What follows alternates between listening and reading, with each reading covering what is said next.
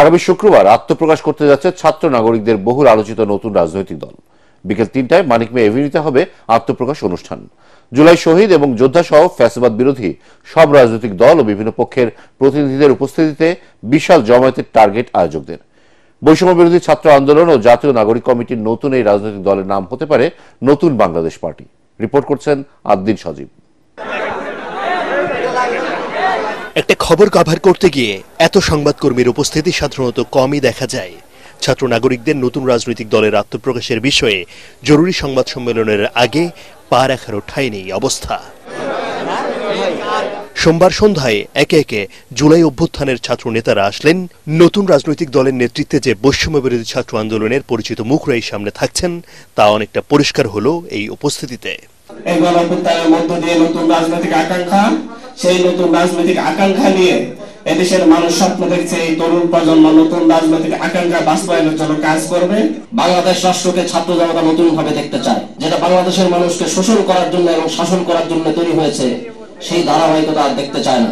ছাত্রনেতারা নতুন রাজনৈতিক দল নিয়ে জনমনের নানা কৌতূহল পরিষ্কার করলেন একে একে। সারা দেশের 2 লাখের অধিক মানুষ আমাদের এই ক্যাম্পেইনে অংশগ্রহণ করেছেন এবং তাদের মতামত আমাদেরকে জানিয়েছেন। প্রধান যে বিষয়গুলোকে চিহ্নিত করা হয়েছে যা দেশকে বদলে দিতে পারে, সেখানে প্রথমেই মানুষ বলেছেন যে দেশকে দুর্নীতি মুক্ত করতে হবে।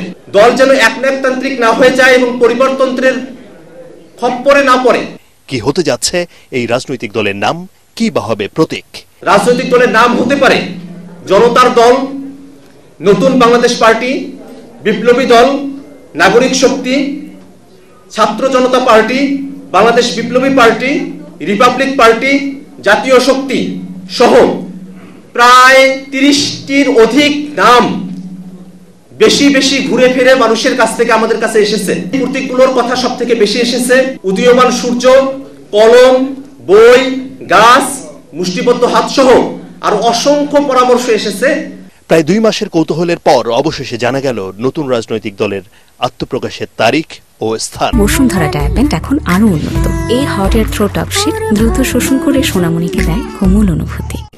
এই নতুন বাংলাদেশে আমরা যে রাজনৈতিক দলটি করতে যাচ্ছি, এখানে ব্যক্তি স্বার্থ, গোষ্ঠী স্বার্থ, দলীয় স্বার্থের ঊর্ধ্বে বাংলাদেশের মানুষের স্বার্থ, বাংলাদেশের স্বার্থ প্রাধান্য পাবে। আগামী 28 ফেব্রুয়ারি বিকাল 3টায় মানিক মিয়া এভিনিউতে এই নতুন রাজনৈতিক দলের আত্মপ্রকাশ করতে যাচ্ছি। মানিক মিয়া এভিনিউয়ে কেমন হচ্ছে এই আত্মপ্রকাশের আয়োজন, আর কারাই বা অংশ নেবেন এতে?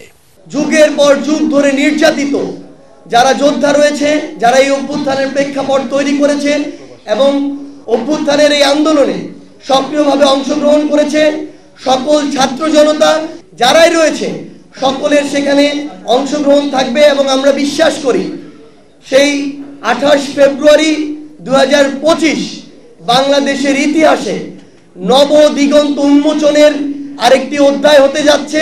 আহ্বায়ক কমিটির মধ্যে দিয়ে যাত্রা শুরু করতে যাচ্ছে নতুন এই দলটি। পরবর্তীতে গণতান্ত্রিক চর্চা নিশ্চিত করে কাউন্সিলের মধ্যে দিয়ে নির্বাচিত হবে নেতৃত্ব। আদ্দিন সজীব, এটিএন বাংলা, ঢাকা।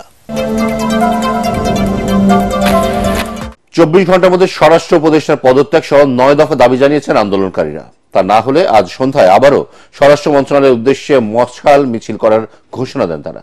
এর আগে দুপুরে কেন্দ্রীয় শহীদ মিনার থেকে ধর্ষণ ও নিপীড়নের বিরুদ্ধে বাংলাদেশ ব্যানারে আয়োজিত গণপদযাত্রা থেকে দ্রুত সময়ের মধ্যে আইন শৃঙ্খলা পরিস্থিতির দৃশ্যমান উন্নতির দাবি জানান তারা। একই দাবিতে রাজধানীর বিভিন্ন স্কুল কলেজের শিক্ষার্থীরা দিনভর আন্দোলন করেন। বিস্তারিত মাজহারুল হক মুহাজিরের রিপোর্টে। আইন শৃঙ্খলা পরিস্থিতির চরম অবনতিতে ফুঁসে উঠেছে পুরো দেশ। 5 আগস্ট পরবর্তী সময়ে যা একেবারেই অপ্রত্যাশিত বলছেন অনেকেই।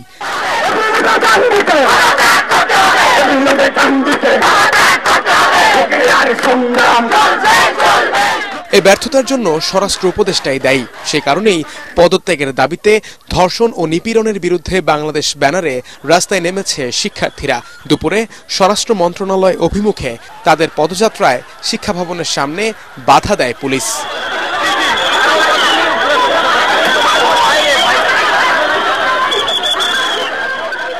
এ সময় স্বরাষ্ট্র উপদেষ্টার পদত্যাগ সহ 9 দফা দাবি ঘোষণা করে শিক্ষার্থীরা। সারা দেশে অব্যাহত ধর্ষণ, নারী নিপীড়ন, চুরি, ডাকাতি, ছিনতাই বন্ধে কার্যকর পদক্ষেপ গ্রহণ করতে হবে। জননিরাপত্তা দানে ব্যর্থ স্বরাষ্ট্র উপদেষ্টাকে দায় স্বীকারপূর্বক পদত্যাগ করতে হবে। সে আওয়ামী জুজু এখন এক্সিস্ট করে না। আপনারা আপনাদের ফেলিয়ার মেনে নেন এবং আমাদের এই গণতান্ত্রিক আন্দোলনটাকে সফল হইতে দেন। নিজেদের ফেলিয়ারটা মেনে নেন। আসলে এটা আসলে high time, this is high time. তা না হলে এই আওয়ামী লীগকে যেভাবে টেনে হিচড়ে আমরা নামাইছি গলি থেকে, আপনাদেরকেও নামাতে আমাদের খুব বেশি সময় লাগবে না। এর আগে রাজধানীর Viqarunnisa school and college, Asia Pacific university সহ বিভিন্ন শিক্ষা প্রতিষ্ঠানের সামনে আন্দোলন করেন শিক্ষার্থীরা। স্বরাষ্ট্র উপদেষ্টার পদত্যাগের দাবিতে ঢাকা আরিচা মহাসড়ক অবরোধ করে জাহাঙ্গীরনগর বিশ্ববিদ্যালয়ের শিক্ষার্থীরা।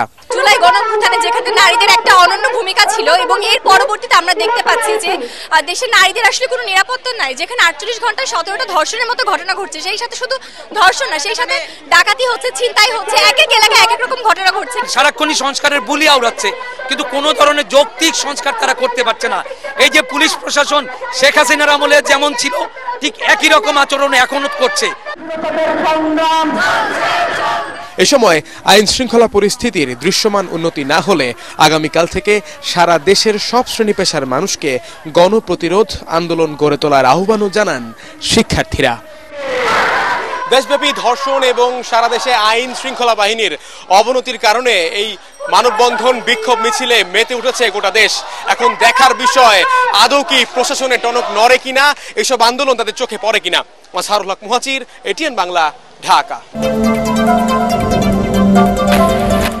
আইন শৃঙ্খলা পরিস্থিতির উন্নতি করতে দেশজুড়ে কম্বাইন্ড অপারেশন শুরু করেছে যৌথ বাহিনী। সচিবালয়ে আইন শৃঙ্খলা সংক্রান্ত বৈঠক শেষে প্রধান উপদেষ্টা প্রেস সচিব শফিকুল আলম বলেন, নিরাপত্তা নিশ্চিত করতে ইতিমধ্যে সব বাহিনীকে নির্দেশ দেওয়া হয়েছে।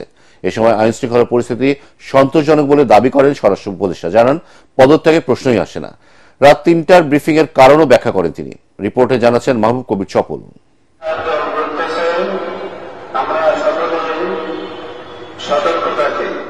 অপারেশন ডেভিল হান্ট পরিচালনার পরেও ধরাছোঁয়ার বাইরে ডেভিল বা শয়তানরা ফিল্মি স্টাইলে ছিনতাই ডাকাতি করছে তারা।